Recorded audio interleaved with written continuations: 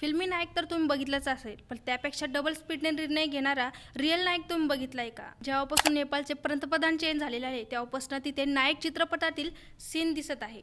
खूपसे बदलाव तिथे करण्यात आलेले आहे. तिथे क्लिअरली सांगितलं जात आहे की कुठलाही VIP रस्त्यावर नसेल.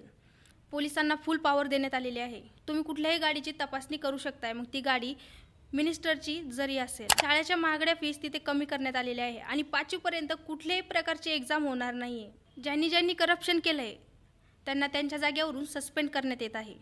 सर्वात महत्त्वाचे म्हणजे अँटी करप्शनवर सर्वात जास्त फोकस करण्यात येत आहे. जुने नेते काढून तिथे युवा नेते आणले जात आहे. फ्रेश कॅबिनेट बनत आहे आणि सर्व शिकलेले आहे. जाती धर्मावर जी राजनीती होत होती ती आता होणार नाही. तिथे एकाग्रतावर फोकस करण्यात येत आहे. जे रिश्वत घेऊन काम करताय त्यांना डायरेक्ट जेल होत आहे. बघा, कोणत्याही देशातला स्ट्रॉंग लीडर तोच असतो जो इमानदारीने उभा राहील, जो ट्रूली निर्णय घेईल आणि ज्याच्यासाठी सर्व लोक समान एकसारखे असतील. त्यानंतरच होतो देशाचा खरा विकास.